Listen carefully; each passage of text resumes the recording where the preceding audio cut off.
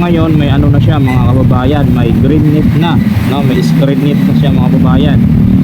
So yung ang tatlo naman po at yung dalawa may mga GI pipe na nakakabit. At itong simula dito sa may stage 3 papunta doon sa may pangalawang poste ay meron na din po kinakabit na G5.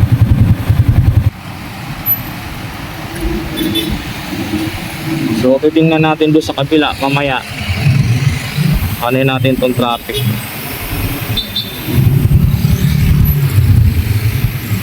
Ito yung ano nila, boring machine na pangbutas. Kasi mga last time na mga ano natin update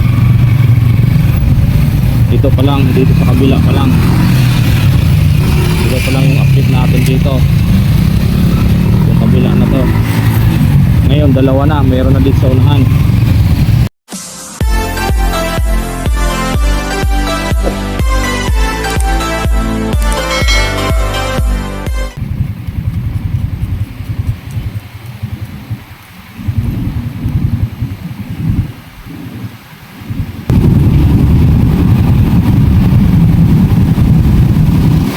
Alright, magandang hapon naman po sa ating lahat at magandang araw po sa ating lahat mga kababayan, no? At nandito naman tayo upang magbigay update dito po sa NLEX SLEX connector.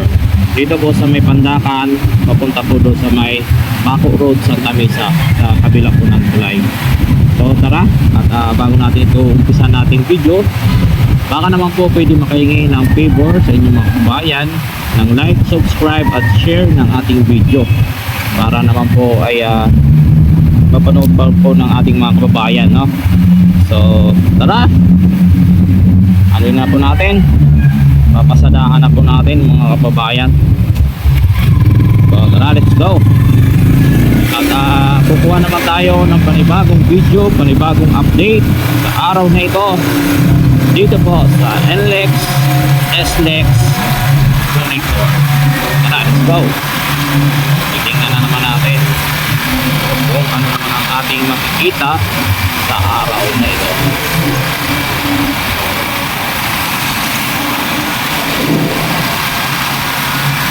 So nandito na naman tayo sa may ibabaw, sa may tulay. At sisilipin natin dito yung double decker dito po sa may Tomas Claudio. Ito po yung magdudugtong sa stage 3 mga kababayan.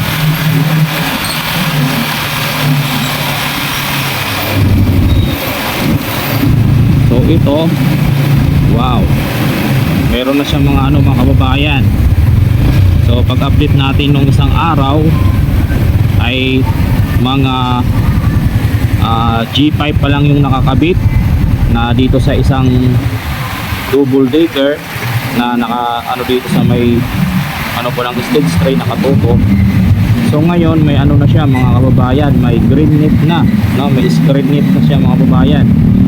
So yung ang tatlo naman po at yung dalawa may mga GI pipe na nakakabit. At itong simula dito sa may stage 3 papunta doon sa may pangalawang poste ay meron na din po kinakabit na G5. So ayan po, no? At abang-abangan na lang po natin ito ang pagkabit ng steel girder. Steel girder o buhos po yung ano nila. Di lang po natin alam kasi may kita natin ito, dami dito mga simbolo na steel girder. Pati doon sa may ano po ng tulay, marami po doon nakatambak.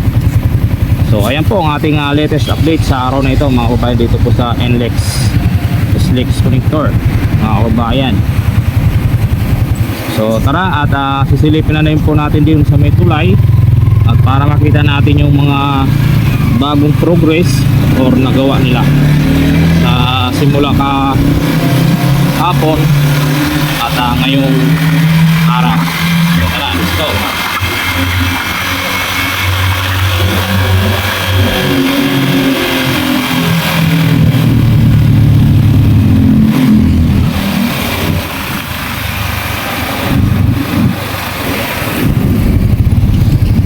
marami na sila dito mga ano, mga caution road na ilalagay nila pag nagkabit na sila. Quirino Avenue, Santa Mesa, Osmeña Highway.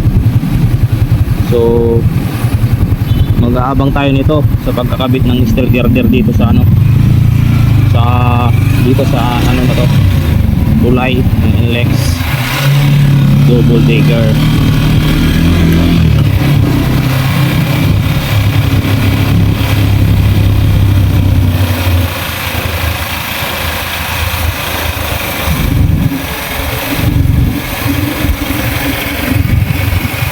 Roller crane o lifting crane.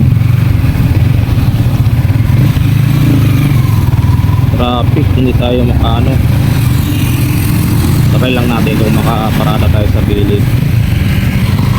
At traffic ko sa araw na ito. Yan,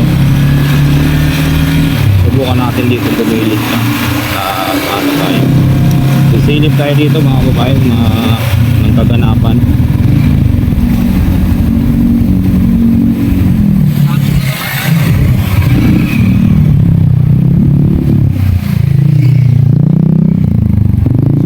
Doon, banda.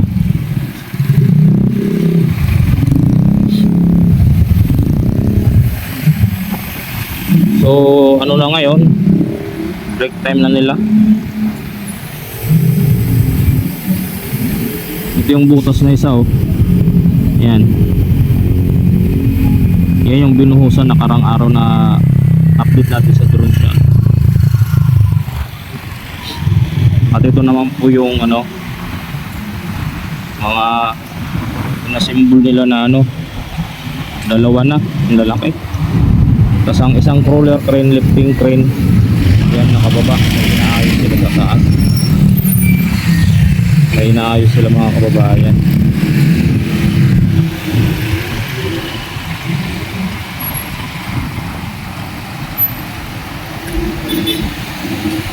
So titingnan natin doon sa kabila mamaya. Ano natin tong traffic.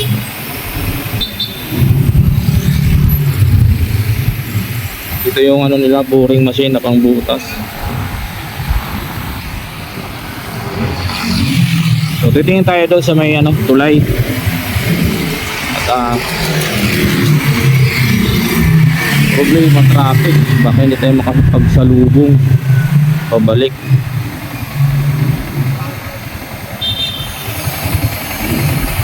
Kasi traffic. At sarado din dito sa ano, kabila. Hindi tayo makadaan.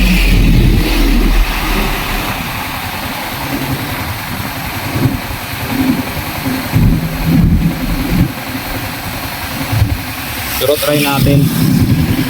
At doon na lang tayo dadaan sa ano, Santa Mesa. Ikot na lang tayo para masilip natin dito.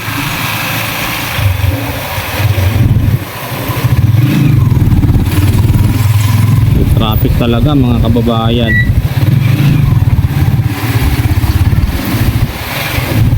Subukan natin lusungin.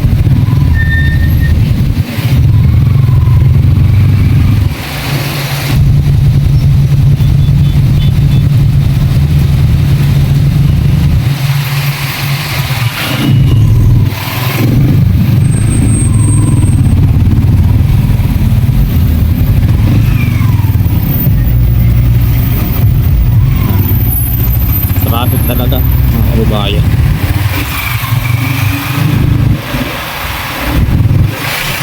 So babalik na lang tayo mamaya. Doon tayo ulit dadaan sa ano, sa Ana.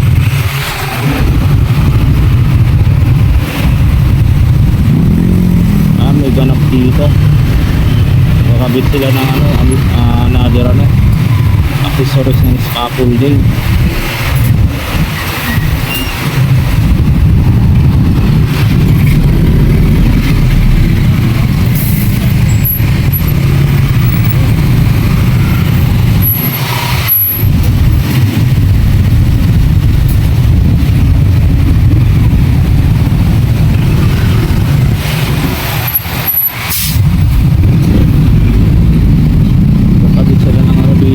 accessories ng scaffolding.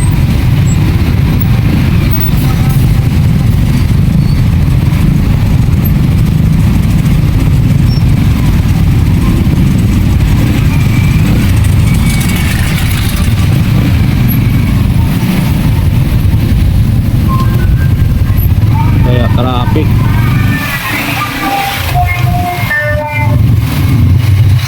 Ito, may kinakabit sila dito. Itong kulay orange ng mga accessories ng ano, pang sahod sa paggawa po ng ano, open beam.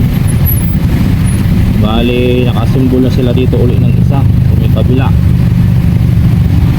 Bukod doon sa unahan, meron naman dito sa kabila.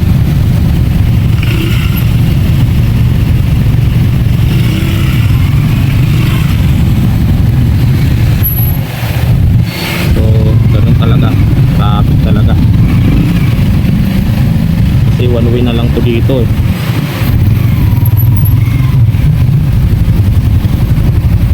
Ito na scaffolding dito, na accessories ng scaffolding mga babae nito na bagong kabit dito, kasi mga last time na mga ano natin update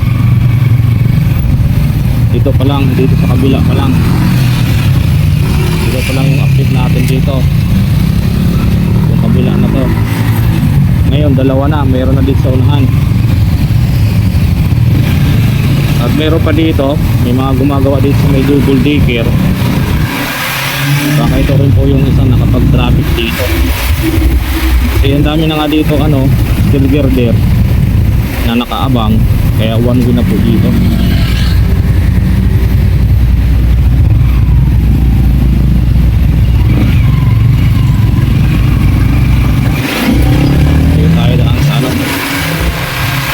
Lusot na lang tayo. Takit na lang tayo sa ano. So ito yung mga kababayan, may naka-ready na dito. So abangan na lang din natin to kung kailan sila magkakabit. Naka-ready na yan, may mga screen net na yan, no? At saka inanuhan na nila yung mga pagpapatungan ng steel girder. Inayos na nila yung mga pagsasalpakan na nakaabang doon sa double decker sa may coping beam.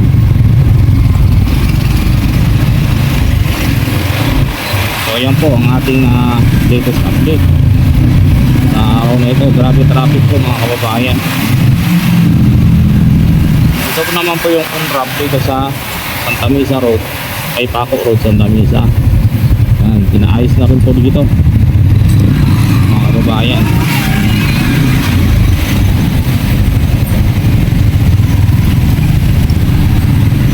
Ayos na rin dito. Naglalatag na rin po sila dito ng sahig at nagre-rebar na rin dito sa may on-ramp, kasi kung tapos na may wuling na dito, may buhos na. Ito yung off-ramp galing doon sa State Street.